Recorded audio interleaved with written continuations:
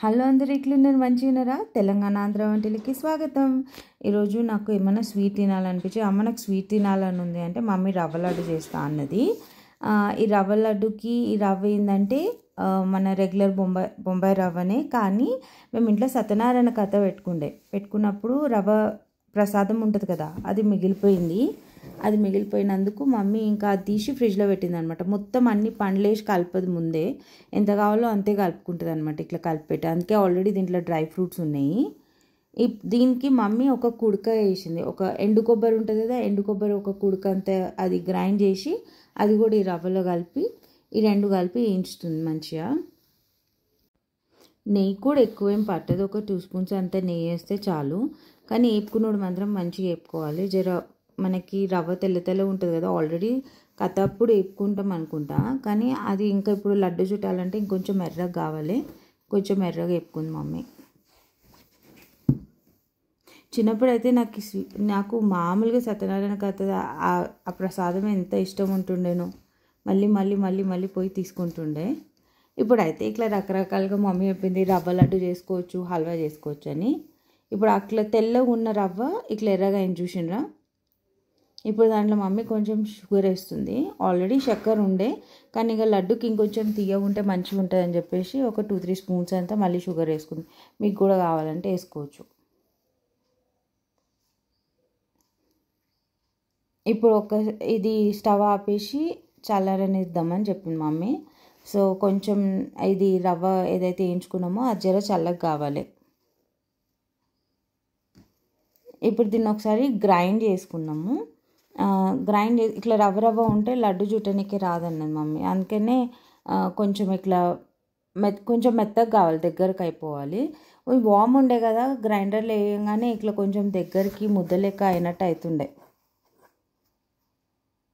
Dry fruits కూడా కొంచెం నలుగుతాయి మంచిగా. ఇప్పుడు తీసేసి లడ్డూలు చుట్టుకుందాం నడని.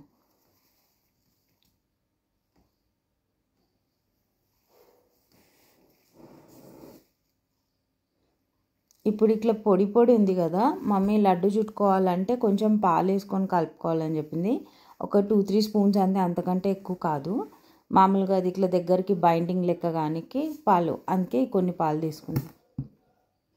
లడ్డూలు చుడుతున్నాను, కానీ తెలుసా మేము పాలే వేయలేదు దీంట్లో, పాలు అవసరం పడలేదు. జర నేను ఆల్రెడీ చెప్పిన కదా కొంచెం వామ్లోనే ఇట్లా గ్రైండ్ చేసుకుంటా అని, అందుకో ఏమో కానీ లడ్డు డైరెక్ట్ వచ్చేసింది. చక్కెర కూడా తలగలేక మనం ఆల్రెడీ పౌడర్ చేయకుండా షుగర్ వేసినాం కదా, కానీ గ్రైండ్ చేసినందుకు అది కూడా దగ్గరికి అయిపోయింది. ఇక మమ్మీ లడ్డూలు చుడుతుంటే మేము డైరెక్ట్ అప్పుడే తినేస్తామని చెప్పేసి పిల్లలు మేము అందరం కూడా చేతులు పట్టేసుకున్నాం. విహాన్ షముద్ అయిపోయింది. హనీ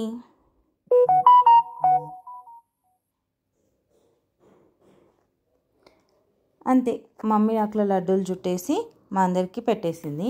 మీరు కూడా ఇట్లా లడ్డు చేసుకోండి. కథ ప్రసాదం మిగిలినప్పుడే కాదు, మామూలుగా కూడా రవ్వ లడ్డు చేసుకోవాలంటే రవ్వ ఒక 1/4 కిలో అంత ఉంటే దానికి ఒక కుడుకంత ఎండు కొబ్బరి వేసుకొని దాంట్లో డ్రై ఫ్రూట్స్ వేసుకొని చక్కెర వేసుకొని మంచి ఇట్లా ఎర్రగా వేపుకున్నాక గ్రైండ్ చేసి అవసరం ఉంటే పాలు వేసుకొని లడ్డు చుట్టుకోవాలి. మమ్మీ అయితే పాలు అవసరం పడలేదు. అండ్ ఈ రవ్వ లడ్డు మేము ఈ రవ్వతో చేసుకుంటే ఒక 10 లడ్డు అయినట్టున్నాయి. ఆ 10 ఒక పూటకి అప్పుడే డామ్ అయిపోయినాయి కూడా. మేమందరం తినేసినాం.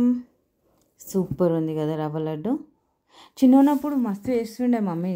ఇది మళ్ళీ చాలా ఏళ్ళ తర్వాత మళ్ళీ ఈరోజు నేను రవ్వ లడ్డు తిన్నా మమ్మీ చేతిది. లంచ్కి అయిపోయింది. ఇంక లాస్ట్ మిగిలిన రవ్వ ప్రసాదం నాకు.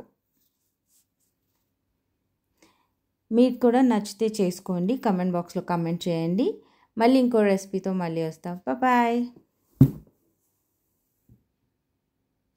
యమ్మీ.